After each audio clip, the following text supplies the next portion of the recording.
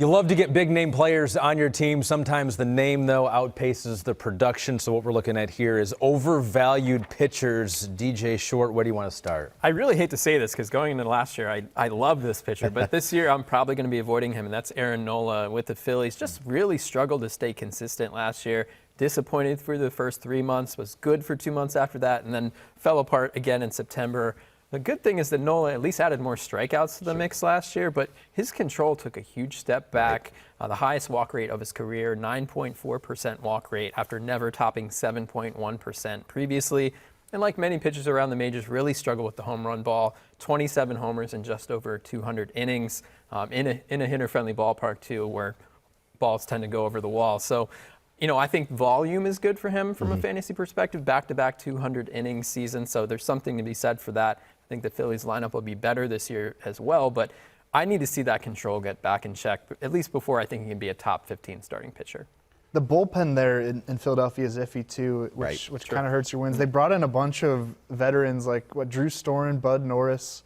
They've signed a bunch of guys to like non-roster invite, but I don't know. They're counting on Hector Neris to pull a lot of those innings, and I worry about win total there too. Even though I think they'll be better on as a whole, I think that lineup would be better. I think he might struggle to rack up a bunch of wins. And he's just a year removed from a third in the Cy Young finish. Right. So it is hard to pinpoint, was the walk rate a spike an anomaly? Is he going to get back to his career averages, or is it going to take a change here? Drew, if you're looking at pitchers out there who might be going off the board a little too early, who are you looking at? Yeah, I like Brewers starter Brandon Woodruff on the surface. 143 strikeouts in 121 innings last season, 3.62 ERA, 1.14 WHIP. That's all good, and he's really the only Brewers starter that I think is going to be drafted highly. I know some people like Adrian Hauser, but he's going pretty late. But with where Woodruff is going inside the top 100, ADP is 99.2 right now on Yahoo. I just might shy away from that. The biggest reason is that he lost catcher Yasmani Grandal. That's a great point. Who signed with the White Sox for, 4 years, $73 million. He's the best pitch framer in the sport. He steals a lot of strikes for his pitchers. And now he's going to Omar Narvaez, who the Brewers acquired from the Mariners after losing. More of a hitter. Ranked among the worst defensive catchers in the sport, and especially in the pitch framing department. So I also think the Brewers might take a step back as a whole. I think it's a weird roster.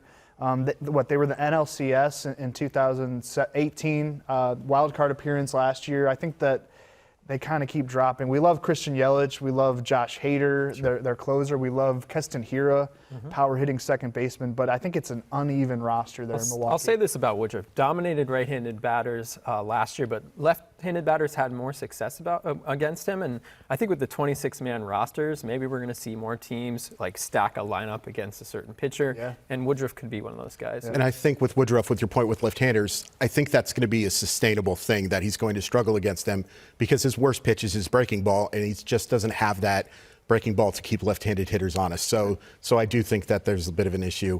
My pitcher is probably going to be a little bit of a controversial one, Mike Clevinger. And I love Mike Clevinger because he's a very, very, very good pitcher, and it would be silly not to like him.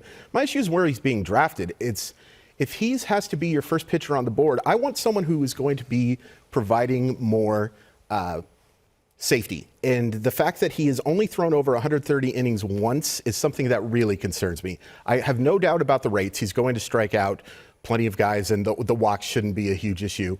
But I also worry about that Cleveland lineup a little bit too. Like you said, there's a lot to like about that Cleveland lineup, but I'm not sure if that team bottom half of it is right. Great, exactly. And I'm not sure if they can compete with the Twins. And I actually think the White Sox took a step up there as well. I'm not sure he's going to get a ton of win chances as well. So if you're getting him in that 40 to 50 range, great. That's a heck of a value there. But there's a good chance that you have to take him as your first pitcher. There are several pitchers I'd rather have as my first guy than Mike Clevinger. Are you guys sharing that? Because there are a lot of people excited about him, obviously, because he's being drafted very high, and he had a 2.71 ERA last year. The upside's awesome. I mean, the upside is frontline fantasy ace. I agree with the durability question, but man, doesn't it feel like every pitcher has durability? Yeah, I mean, this point, you're an open injury risk. So it's just not natural to throw 100 pitches, 100 miles an hour. It's just not built into our human genome. I think after the top 5 starters on the board, it's kind of wide open this year as well. So if you wanted to go on the upside of Clevenger, I think that's totally fine, but I think it could go in any number of directions. And I was looking through this list too, and just my amateur opinion, I was like, okay, he's got some concerns, because he really could look at anyone. Chris Sale, Clayton Kershaw, Noah Syndergaard hasn't really had the production that we have expected him so far, Luis Severino. So there really are a lot of pitchers where by the end of the year you say, yeah, it was overvalued where we took him just because it is such a crapshoot. Yeah, but with the strikeout rate, I mean, just look at the peripherals. Last year, they were dynamite, and if he pitched a full season, maybe there'd be a bit more clarity on that. Right. But it's, it is a bit of a question right now. It's all about value in a Roto-World draft, and I got three guys right next to me who know value and know hitters who might be right now a little overvalued. Drew Silva, I'll start with you. And there's one guy who really raked for me last year, helped me out a lot in my leagues. He played for Pittsburgh. His name was Josh Bell. I think I want to get him again. Should I do that? Being a little aggressive. Well, he had I need to know. Yeah. No relation, I guess. But He had a massive breakout season last year for the Pirates, and especially where he was going like 230th overall, towards the end of drafts. Had a really good rookie year, but then disappointed as a sophomore, and then just really came through last year. 37 homers, 116 RBIs, 936 OPS. Made his first National League All-Star team, participated in the Home Run Derby. But a lot of that production came in the first half of the season. And after the All-Star break, he had 10 of his 37 total home runs came in the second half, 27 in the first half. I worry about what his 2020 is going to look like. He didn't hit a home run between July 6th and August 17th last year. And I remember. When he fell off, the Pirates fell off as a group, and now they're undergoing this rebuilding project. Starling Marte was traded to the Diamondbacks over the winter. We can't trust Gregory Polanco to stay healthy. I think it's going to be an ugly season for the Bucks, and I worry about how that will affect Bell's teammate-dependent fantasy scoring.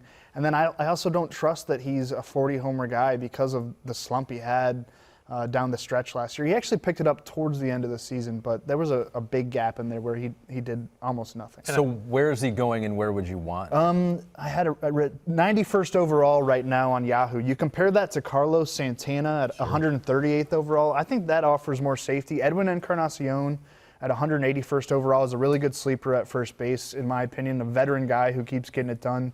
Luke Voigt at 183, there's value in that. First base is not as deep as it once was, but you can wait at the position a little bit, even if you miss out on Cody Bellinger or Freddie Freeman or Pete Alonso. We really like Matt Olson a lot too. Right, I think the RBIs, that's going to be hard this year given that lineup, and I think they'll probably end up trading off some more pieces as well. And you look under the hood for the second half last year, Bell didn't hit the ball as hard in the second half. Obviously, a lot of infield fly balls as well. He still hit plenty of fly balls, but unfortunately, a lot of them were infield flies, and that tends to be the easiest out. So total switch from the first half. I think overall you like the approach. I think the power will be there, but the team-dependent stats, they're going to hurt. He's not getting back to 116 RBIs, No. I'll say that. All right, Chris, who are you looking at? So for me, it's Ketel Marte. Fantastic season, one of the true fantasy diamonds in the rough last year. My question is, how much of that was a bit of a one-year wonder? The previous 3 seasons, he hit 259 and 260 twice, and then he hit 329.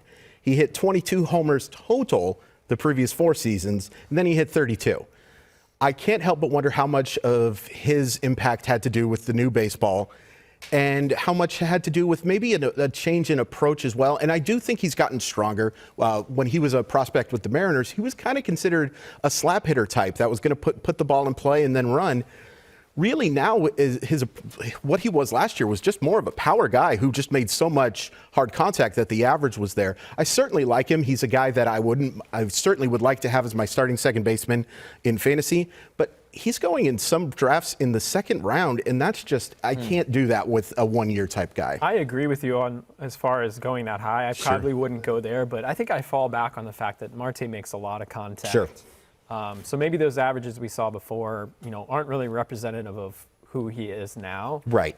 And he did add some more fly balls to the mix last year. So yes, I do think you worry about the baseball, but given the state of second base in fantasy leagues, That's a great point. I think he still deserves some high recognition going into this year. In contrast to Bell, too, he did finish the season off on fire from August 1st. on 39 games. His OPS was over 1,000, so he did finish strong, Ketel Marte. DJ, so if you're looking at a hitter out there who's going a little too high, who do you got your eyes on? Yuli Gurriel with the Astros, 31 homers last year and never hit more than 18 in a previous season in the majors. And again, given the state of the baseball last year, that it feels kind of like an obvious trap. Gurriel, another guy who makes a lot of contact, really hard to strike out. But he was in the middle of the pack last year in terms of hard hit percentage and average exit velocity, so that sets off the sirens a little bit for me. He did increase his launch angle a little bit last year, but another thing you want to look at, average home run distance, not overly impressive. Granted, where he plays, it's a pretty good ballpark for right-handed batters, but I'd set the expectations, below 20 homers with a good average. You could probably get comparable value later. That's a good point, especially at first base, that you do typically want that 25 to 30 homers, and he's not a lock. I do like the fact that he does play in a lineup that's going to give him a chance to drive in runs, but that's definitely, he'd be in my lower tier for first baseman to acquire. Yeah, this is his age 36 season. That's a good point, too. I think we saw the best of what he has to offer last year. And yeah, again, a 30-homer first baseman's like, Not too hard to not find. too hard to find. Edwin Encarnacion, again, going That's a great point. 183rd overall. I think he should get to 30 homers. I really like that move with the White Sox. That's a great point. I'm going to list 4 more here. Which one sets off the most sirens for you as far as where they're being drafted and where you think they should be drafted? Jose Altuve, Vlad Guerrero, Jose Ramirez, Gary Sanchez. All being drafted very high. I'm worried about Altuve. He had 6 stolen bases last year. Right. Whereas he used to be a guy that stole 30 bases, 40 bases, and would lead the league in batting average. He still has a chance to lead the league in batting average. And he did have those leg injuries last year, with a hamstring and a knee issue. But he's getting older. And I worry that he's made this move into being more of a power hitting second baseman, a career high homers last season. But I don't know. Do you guys question were they still stealing signs? Do we want to get into it? I mean, that is a question, though. is, It's a absolutely. question because we want to Did see he if have they're a going to be buzzer? successful. Have a buzzer? Yeah, I mean, How much were they helped by whatever they were is it doing? the baseball and the signs combined that's made him? There's new point. stories every day on Yeah. it, and I don't think it's going away. And yeah, Certainly, the thing that set Altuve apart for so long was that speed element. Doesn't have it anymore, so he's going to fall back. I think he'll get back to the teens there, but I wouldn't expect him to get back to 20 steals. The name that stood out to me, actually, though, was Gary Sanchez. And part of it is just because he has to be, you have to take him as the second catcher overall, and that probably means you have to take him pretty darn high. I just have real doubts about him ever hitting for a high average. I know he's going to provide the power, and I know he's going to get a chance to drive in a lot of runs in that quality Yankee lineup. But I've always been a guy who believes in waiting on the catchers. I would much rather target, as bad as he is defensively, I'd rather have Omar Narvaez and wait and draft him, or a Will Smith if I'm able to get him late into the Garver. drafts. A Mitch Garver type. And there always seems to be a catcher who kind of comes out of nowhere, kind of like a James McCann did last year, where wasn't a guy who was being targeted at all, and all of a sudden puts up quality numbers. I think you can kind of play a wait and see. I kind of compare it, me personally, to when you play in fantasy football. I wait on my defense and my kicker, and I may not draft one at all if I don't have to, and I'll wait and see and play matchups and that type of thing. If you can get a real Muto, great, but Sanchez is just going too high for my Sean taste. Murphy, too. Great point. Vlad Jr., I'll say something about him. Now it's all coming out here. A lot of ground I will balls last walk year, out. so I worry about the power numbers. I think, he's being drafted with a lot of projection, a lot Sure. of Yeah. sort of not necessarily wish casting, but we think he's going to be an amazing player. Probably will be, but Sure. I think the expectations might be a little high for this year. These are all good players. They have little weaknesses, and we will find those weaknesses and we will expose them on rotoworld.com. Sorry, Josh. And in our draft guide as well. You go to rotoworld.com/MLB draft guide.